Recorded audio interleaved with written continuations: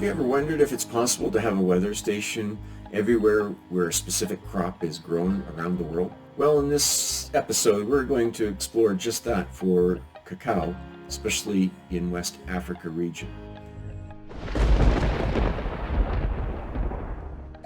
Hi, my name is David Bergvinson, Chief Science Officer at WatchER, and for the May 25th, 2021 edition of the World Weather Watcher, we're going to be following the continuing drying trends of West Africa, as well as visiting west coast of the United States to see what's happening there as we head into forest fire season, but also explore how we can drill into a particular region that is known for growing specific crops like cacao in West Africa to see how we can use weather analytics to understand the stress and potential risk of production for those crops.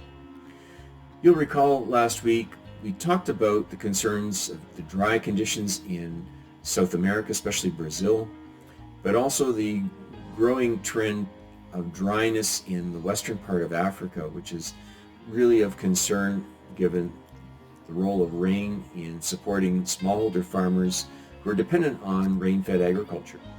And so in this session, we're going to dig into that a little. When we look at the next 15 days for rainfall, we see that we have drier than normal conditions for the southern part of Mexico, as well as much of Brazil and Argentina, the coastal areas of Chile, the central part of Africa, and also Southeast Asia and Eastern China. If we look at the past 30 days for temperature, you'll recall that we've been talking a lot about the warmer than normal conditions around the Hudson Bay. These temperatures are now returning closer to normal, but we see this concerning trend from North Africa all the way through the Middle East, up into Kazakhstan and into Russia, where well above normal temperatures will pose stress on people, on infrastructure, and so this needs to be monitored very carefully. When we look at the next 15 days for temperature, we see that these high temperatures will persist through much of northern Africa, through into Kazakhstan, as we just spoke about, but also hotter than normal conditions for the west coast of the United States, which is concerned for the forest fire season, as well as much warmer than normal conditions for the eastern part of Canada, Chile, and the central part of South America.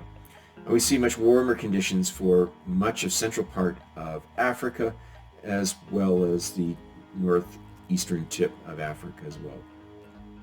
When we look at the ratio of precipitation over potential evapotranspiration, which is this index that we use in agriculture to gauge whether row crops are under water stress, any value that is below 0.8, or basically the straw color to orange color, these are areas where crops are likely to be under stress.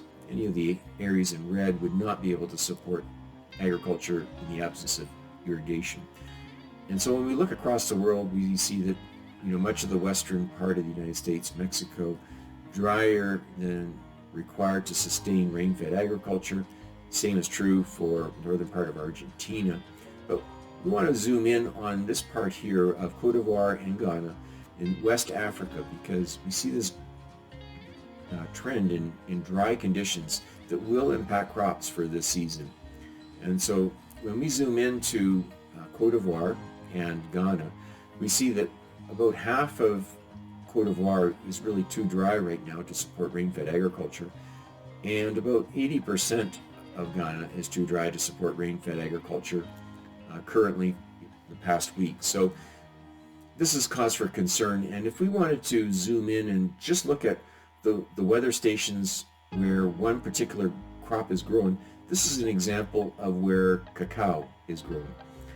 All these colored squares are virtual weather stations where cacao is traditionally produced, and you can see that much of this production zone for Cote d'Ivoire and Ghana is well below what's required to sustain cacao, which are any of these cells that are in a light orange or red color. If you're interested in accessing crop-specific weather stations around the world, this is actually provided to you through Bloomberg Enterprise Sales.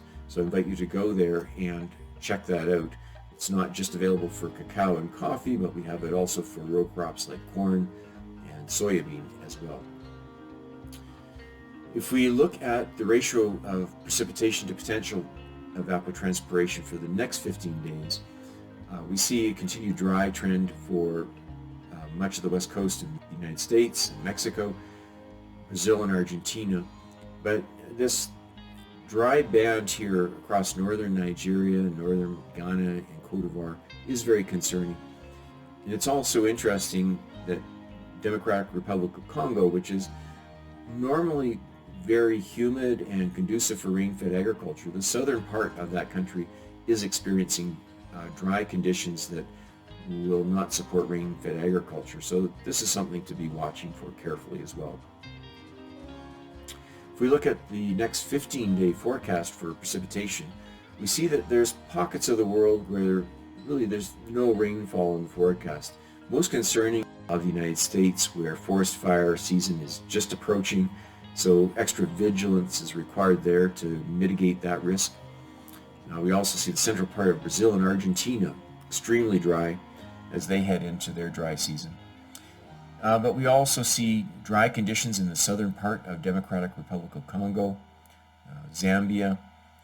We also see dry conditions in northern China, as well as relatively dry conditions for Indonesia.